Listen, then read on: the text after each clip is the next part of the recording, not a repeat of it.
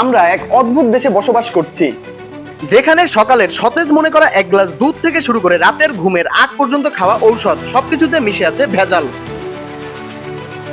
আমরা টাকা দিয়ে খাবার কিনছি না, কিনছি অসুস্থতা এবং হাসপাতালের টিকিট। একটা শিশু পৃথিবীতে আসার পর তার প্রথম খাবার হয় মায়ের দুধ, আর তার বিকল্প হিসেবে আমরা বাজার থেকে কিনি সেই গুঁড়ো দুধ। আপনি কি জানেন কিছু অসাধু ব্যবসায়ী এই দুধে ডিটারজেন্ট পাউডার, সয়াবিন তেল আর সস্তা থিকনার মিশিয়ে সেটাকে দুধের রূপ দেয়। যে শিশুটির কলিজা এখনো ঠিকমতো গঠিত হয়নি তার শরীরে আমরা প্রথম দিন থেকেই কেমিক্যাল ঢুকিয়ে দিচ্ছি। শিশুটা একটু বড় হলো, বায়না ধরলো চিপস আর চকলেটের। আপনি আদর করে তাকে প্যাকেটজাত একটা খাবার কিনে দিচ্ছেন, অথচ সেই চিপসের লোভনীয় স্বাদের আড়ালে মেশানো থাকে অতিমাত্রা টেস্টিং সল্ট এবং সিনথেটিক কালার। আমরা আমাদের ভবিষ্যৎ প্রজন্মকে নিজ হাতে অসুস্থ করে দিচ্ছি শুধুমাত্র নিজেদের অসাবধানতার কারণে। রাস্তার ধারে সাজিয়ে রাখা লাল টকটকে আপেল, হলুদ আম আর ডাগর ডাগর লিচু দেখে কার না জিভে জল আসে, কিন্তু এই উজ্জ্বল রঙের আড়ালে লুকিয়ে আছে কার্বাইড আর ফরমালিন। আমগুলো গাছে পাকেনি, বরং কেমিক্যাল দিয়ে জোর করে পাকানো হয়েছে। এমনকি কলার কাঁদিগুলোতেও বিষাক্ত স্প্রে করা হয় যাতে সেগুলো নষ্ট না হয়। আপনি তরমুজ খাচ্ছেন না, আপনি সরাসরি বিষের ইনজেকশন আপনার পাকস্থলীতে নিচ্ছেন। চালের বাজারে গিয়ে দেখবেন বস্তার পর বস্তা চাল ঝকঝক করছে, কারণ চালগুলোকে মেশিনে পলিশ করে এর উপরের পুষ্টিগুণ ফেলে দেওয়া হয়েছে এবং ডাল চকচকে করতে ব্যবহার করা হচ্ছে বিষাক্ত রং আর মশলার কথা তো বলাই বাহুল্য।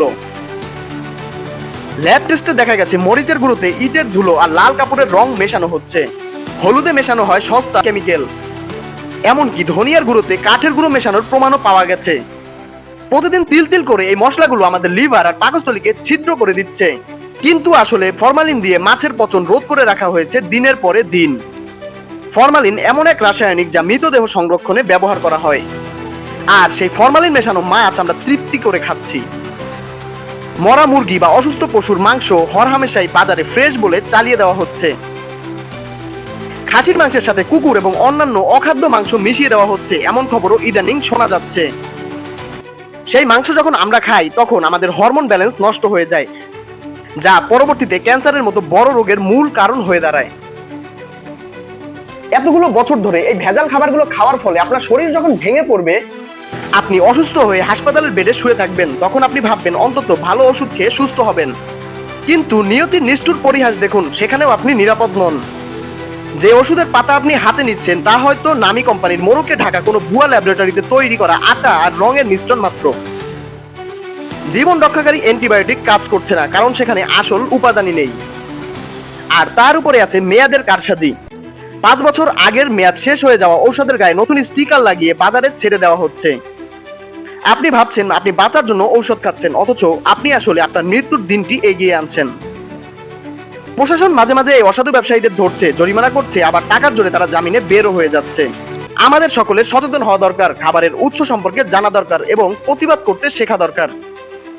আজ যদি আমরা না জাগি তবে ভবিষ্যৎ প্রজন্ম কোনো হাসপাতালের বারান্দায় ধুকে ধুকে মরবে। ভিডিওটা ভালো লাগলে শেয়ার করে অন্যদের সচেতন করুন।